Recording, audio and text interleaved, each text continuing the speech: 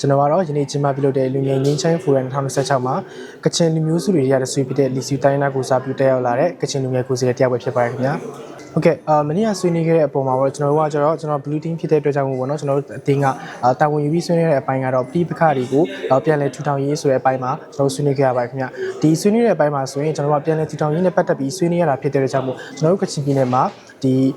တိုက်ပွဲတဲ့ပြည်သူတွေကိုပြန်လည်ထူထောင်ရေးလုပ်တဲ့နေရာမှာကျွန်တော်တို့ကိုယ်တိုင်ကလည်းပါဝင်ပြီးတော့မှဆောင်ရွက်ခဲ့ပါတယ်ဒီ forum မလာခင်မှာလည်းကျွန်တော်တို့ကတာစစ်ဘေးရှောင်ပြည်သူတွေအတွက်ပေါ့နော်ကျွန်တော်တို့လူငယ်တွေကဥဆောင်ပြီးတော့မှအလူငွေကောက်ခံမိတာနေရာထိုင်ခင်းစီစဉ်မိတာတွေကိုလည်းအားလုံးအတူတူကဆောင်ရွက်ပေးခဲ့ပါတယ်ခင်ဗျအဲ့လိုဆောင်ရွက်ပေးခဲ့တဲ့အပေါ်မှာလည်းကျွန်တော်တို့မနေ့တုန်းကပြုလုပ်ခဲ့တဲ့ဆွေးနွေးမှုတွေမှာအကုန်လုံးတင်ပြခဲ့ပါတယ်ဒါအပြင်ပေါ့နော်ကျွန်တော်တို့ဒီငင်းချင်းလို့ပြောရင်လူအားလုံးကသိကြတာကတော့ဒီငင်းချင်းဆိုတာစစ်ပွဲတွေမရှိဘဲနဲ့ငင်းချင်းနေတာကိုငင်းချင်းလို့ပဲတတ်မှတ်ကြပါတယ်ဒါပေမဲ့ကျွန်တော်အနေနဲ့ပြောမယ်ဆိုရင်ငင်းချင်းကိုနှစ်ပိုင်းခွဲပြီးပြောကြချင်ပါတယ်ပြင်ပငင်းချင်းနဲ့အတွင်းစိတ်ငင်းချင်းဆိုမှနှစ်ခုရှိပါတယ်ခင်ဗျကျွန်တော်တို့လူငယ်တွေကဒီပြင်ပငင်းချင်းကိုပဲအာရုံစိုက်နေကြပါတယ်ဒါပေမဲ့အမှန်တကယ်မေ့နေကြတဲ့အရာတစ်ခုကတော့မိမိရဲ့အတွင်းစိတ်ငင်းချင်းပဲဖြစ်ပါတယ်ငင်းချင်းကိုလှုပ်ဆောင်မဲ့လူငယ်တွေအနေနဲ့တစ်ခုရှိတာကဘာအရေးကြီးလဲဆိုရင်မိမိတို့ရဲ့စိတ်နှလုံးကငင်းချင်းနေဖို့လွန်စွာအရေးကြီးလာပါတယ်ခင်ဗျမိမိတို့ရဲ့စိတ်နှလုံးကအေးချမ်းနေပါနာကျွန်တော်တို့ရှေ့ဆက်ပြီးတော့မှနိုင်ငံတော်တိုးတက်ရေးလုပ်ငန်းစဉ်တွေကိုဆောင်ရွက်တဲ့အခါမှာအတူတကွအောင်မြင်စွာအကောင့်တွေပေါ်နိုင်မှာဖြစ်ပါတယ်ခင်ဗျအဲ့တို့ကြောင့်မို့လူငယ်တွေအနေနဲ့လူငယ်တွေရောလူကြီးတွေပါမကြမ်းငင်းချင်းလုပ်ငန်းတွေကိုဆောင်ရွက်တော့မယ်ဆိုရင်မိမိတို့ရဲ့စိတ်နှလုံးကိုငင်းချမ်းအောင်လုပ်ဖို့ကလွန်စွာအရေးကြီးတယ်လို့ကျွန်တော်ပြောချင်ပါတယ်ခင်ဗျဆိုတော့ကျွန်တော်တို့ဒီလိုမျိုးလူငယ်ဖိုရမ်တွေချင်းမပြုလုပ်ခြင်းအားဆိုရင်ပြင်တော့เนาะကျွန်တော်တို့လူငယ်တွေအတွက်တာမဟုတ်ဘဲနဲ့လူကြီးတွေအတွက်ကအင်မတန်မှအကျိုးရှိတဲ့လုပ်ငန်းတစ်ဖြစ်ပါတယ်ခင်ဗျကျွန်တော်တို့ဒီဖွင့်ပွဲမှာ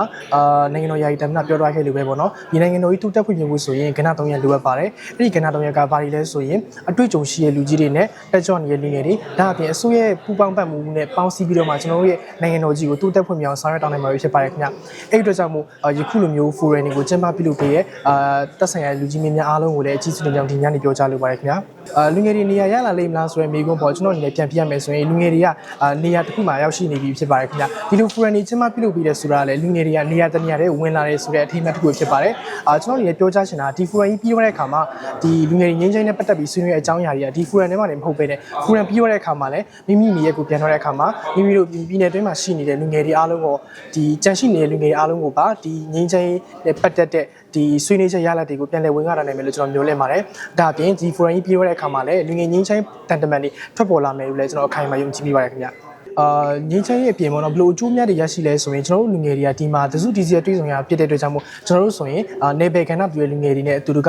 တွေ့ဆုံခွင့်ရတယ်ဒီလိုတွေ့ဆုံခွင့်ရတဲ့ပုံမှာကျွန်တော်တို့ဘာတွေဆွေးနွေးဖြစ်လဲဆိုရင်ဒီနိုင်ငံတော်တိုးတက်ဖွံ့ဖြိုးရေးလုပ်ငန်းစဉ်တွေကိုကျွန်တော်တို့လူငယ်တွေနဲ့ဘလို့ကောင်းမွန်အောင်ဆောင်ရွက်ကြမယ်ဥပမာကျွန်တော်ဆိုရင်ကွန်ပျူတာမေဂျာကိုယူထားတဲ့အကြောင်းအကြောင်းဖြစ်တဲ့အတွက်ကြောင့်မို့ကျွန်တော်တို့မေဂျာတူတဲ့လူငယ်တွေစုပေါင်းပြီးတော့မှဒီမြန်မာနိုင်ငံမှာရှိနေတဲ့လူငယ်တွေကိုဒီကွန်ပျူတာပညာရေးနဲ့ပတ်သက်ပြီး IT ပညာရေးနဲ့ပတ်သက်ပြီးဘယ်လိုမျိုးမြေတောင်မြောက်ပြီးရမလဲဆိုတဲ့အစီအစဉ်တွေကိုကျွန်တော်တို့တိုင်ပင်ဆွေးနွေးဖြစ်ခဲ့ပါတယ်ခင်ဗျအဲ့အတွက်ကြောင့်မို့ကျွန်တော်ခဏပြောရလို့ပဲဒီ forum ကကျင်းပတဲ့3ရက်တည်းမဟုတ်ဘဲနဲ့ဒီ forum ကြီးပြီးသွားတဲ့အခါမှာလည်းလူငယ်တွေချင်းချင်းကဆက်သွယ်မှုရရှိနေမှာဖြစ်ပြီးတော့မှရှေ့ဆက်ပြီးတော့မှမိမိတို့ရဲ့အကြောင်းမိမိတို့ပြည်နယ်ကိုဂုဏ်တက်စေမယ့်လုပ်ငန်းတွေကိုအတူတူကဆောင်ရွက်တောင်းမှာဖြစ်ပါတယ်ခင်ဗျ